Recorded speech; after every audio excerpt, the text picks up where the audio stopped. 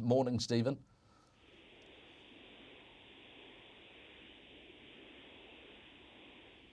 Okay, we might just have to tap the phone a little bit and give a redial there for Stephen Marsh. But we can check out the market for the Group 1 Livermole, give you an updated market there where Vernon Me is $9 and $2.05, and Crown Prosecutor is at 70 to 1. Not quite as big as his New Zealand Derby price.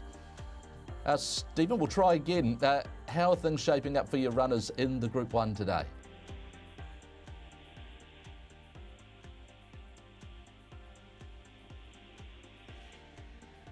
Okay, unfortunately, we don't have connection with Stephen Marsh. That's the vagaries of travel, isn't it?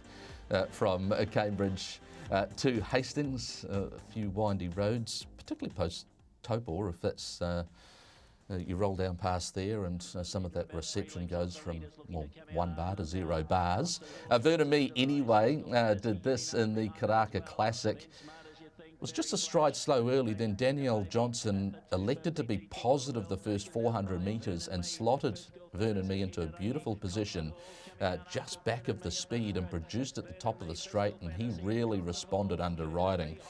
You can see there Fiscal Fantasy right in commission with the Concert Hall. So it was a top performance from Vernon Me then, and that was enough to convince the connections of Vernon Me, Kevin Hickman, as well as Stephen Marsh, to go to the Group 1.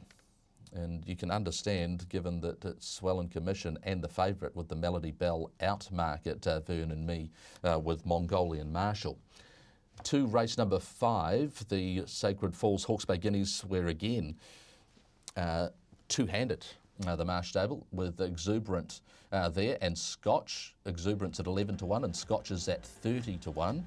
Exuberant has been very consistent in a couple of starts, both of them at Ruakaka, 1,000 metres, and stepped up to the 1,200 metres of the Northland Breeders. We saw this early with Catalyst, and if we can take our eyes just for a moment off him, which is very hard to do, this horse Exuberant was very, very good staying on. Michael Coleman rode that day. Danielle Johnson is back aboard. She rode him when he was fresh. He's a colt by Satherbiel, raced by the Go Racing on High Syndicate, and whilst it was advantageous to be on the rail that day, he still fought and held them off. This is Scotch at Taupo. He hasn't won a race yet, but has showed plenty of ability, and I know there was a decent amount of support on him this day at Taupo, and the expectation was that he would break through. He just got a little bit far back, and it might be just the query is that tactical speed, but you'd expect the 1,400 metres to be a good distance for him, even though he just got run past there late in the piece. From 1,200 to 13 to 1,400 metres today of the Hawke's Bay Guineas, you'd expect a positive for that horse. Okay, race number 10, and the final race we see Filar and Starry Beale. Now, Filar is on a New Zealand Cup campaign, so you'd expect that he'll be doing his best work late, and maybe it's not the race that you'd be expecting him to win. That said, at the stage of his prep, he might just cause a surprise. At Starry Beale, though, that plenty of people are talking about, a horse that throughout his career has been managed to get to the races. It hasn't been a straightforward proposition for a horse that's clearly got talent, Starry Beale. And it's this sort of finishing burst that catches the eye and says that second up over a mile, with just a little bit of speed on, he might be able to outsprint them late.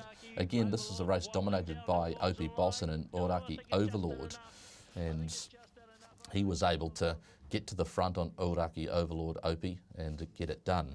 So here, the book of runners for Stephen Marsh. Santa Catarina is the shortest of them, $2.20. She trialled up very well, and we'll get the thoughts from Stephen Hunt as to the weight of money that has the horse at that price and whether it has been backing at that price.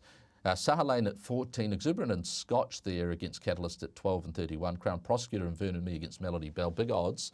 Crown Prosecutor tactics interesting, and no doubt Aidan Rodley on track will be able to shed a little bit more light on that. Masu, Charlie, Awesome, Belfacino and Tantalising there at Riccarton. Belfacino there at $8 thought was a strong chance, and tantalising $6.50 opened at that price, just trimmed in a fraction and back out. But on the tote, there's a little bit of early support for Stephen Marsh. Okay, so those are the runners that Stephen has throughout the program. We continue on with the Punters Lounge Live, and we'll be dialing up James McDonald to get his thoughts on his Group 1 book of rides out of Randwick today.